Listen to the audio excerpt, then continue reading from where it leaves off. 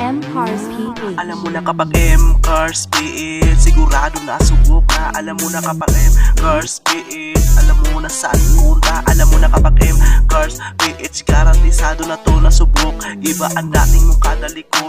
Alam mo na napakasulit. Alam mo na kapag M-Cars PH, sigurado na subok na. Alam mo na kapag M-Cars PH, alam mo na saan papunta. Alam mo na kapag M-Cars PH, garantisado na to na subok. Iba ang dating mo kadaliko.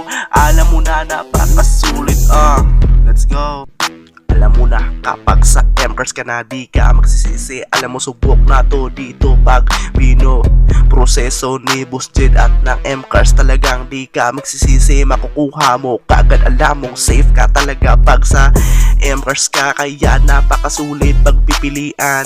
M-Cars one day process. Pag sa M-Cars wala kang dapat pagsisihan. Madali mo pa silang malalapitan. Matik na kapag sa M-Cars. Kailangan mo lang ng dalawang valid ID. Papunta kayo sa Malabon. Marami kayong pagpipiliang coach. Panis na lahat sa iyong arrival. At kahit huli na ako nakapaglapag sa M-Cars, kapag narinig ang beat, nalapatan ka agad.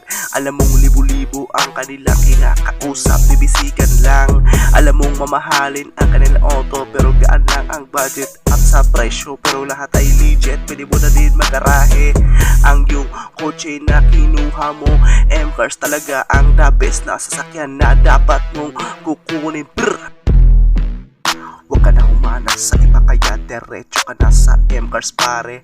Alam mong matagal nang subok ang M-Cars, kaya kung gusto mo ng maangas na kotse, nasa Malabon lang yan, ikuha mo na kaagad sa M-Cars.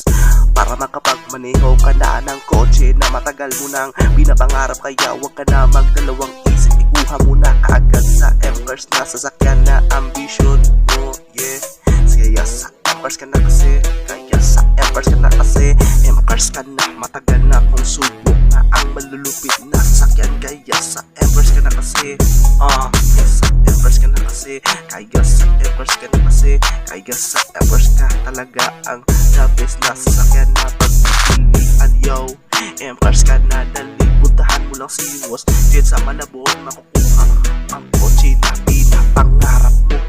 Kaya sa M-Cars ka na kasi, kaya sa M-Cars ka na kasi, kaya sa M-Cars ka na kasi, kaya M-Cars ka na kasi, yeah.